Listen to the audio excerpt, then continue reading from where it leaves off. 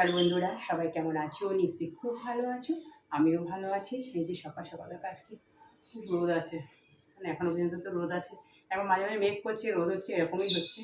যাই হোক, মেশিনের কাছাকাছি হয়েছে, কিছু বারান্দা দেওয়া হয়েছে আর কিছু ছাদে দেওয়া হয়েছে। আর আজকে তো বৃহস্পতিবার, দেখে বুঝতে পারছি একটু স্নান টান করা হয়ে গেছে। চলো পুজোটা দিয়ে নিই। আজকে তুমি এক্সাম কালকে আছে, সঙ্গে থাকো, দেখতে দেখো। দেখো বারান্দাতেও দিয়ে দিয়েছি, হাওয়াও দিচ্ছে আবার রোদও দিচ্ছে, সব এখানে রয়েছে। চলো ছাদে যাই।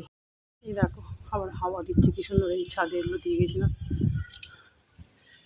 এখানে এখন স্নান করে দিলাম দুটো।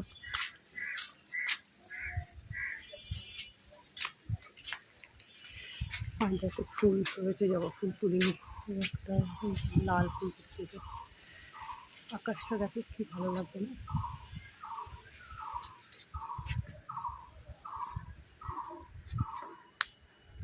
আমার না ছাদে ফুল তুলতে ভীষণ ভালো লাগে।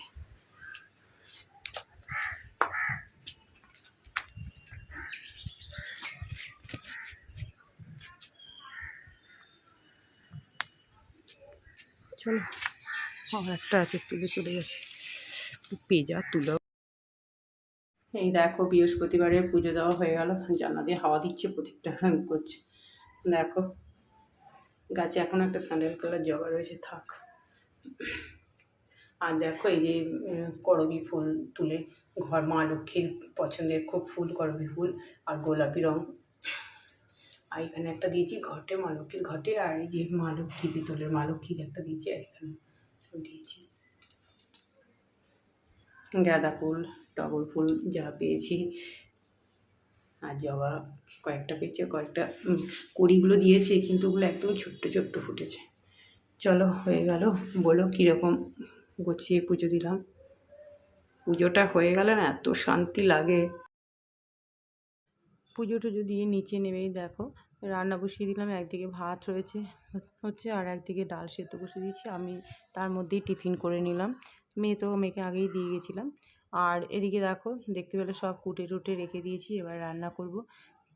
এই যে আজকে করব কি বলো তো, নিরামিষ ওলকচু আলুর ডালনা। ভীষণ খেতে ভালো হয় জানো তো এটা। আর হ্যাঁ দেখো ওলকচু আর আলুটা ভাপিয়ে রেখেছিলাম, সকালবেলা যখন তোমাদের দাদাভাই রান্না করছিলাম তখনই ভাপিয়ে রেখে গেছিলাম। আর এদিকে দেখো সাদা জিরে তেজপাতা ফোড়ন দিয়ে ওটা ভালো করে ভেজে নিচ্ছি জানো তো, বেশ ভালো হয় ভেজে নিলে। আর এটা খেতে না ভীষণ ভালো হয় জানো, তার খুব ভালোও হয়েছিল। আমি তো ভয়েস ওভারটা পরে দিচ্ছি, তোমাদের দাদাভাই ভাইয়ের মানে এত ভালো লেগেছে, বলছে খুব ভালো হয়েছে তরকারিটা খেতে। আর নিরামিষ এইসব পেঁয়াজ বেশি দেবে, পেঁয়াজ রসুনের থেকে না এরকম নিরামিষ হালকা মতো করলে বেশ ভালো হয়। আদা বাটা, জিরে বাটা, নুন, হলুদ, যেমন চলতি মশলা, আর একটু কাঁচা লঙ্কা দিয়েছি ঝালের জন্য, আর সামান্য একটু রেড চিলি কালারের জন্য।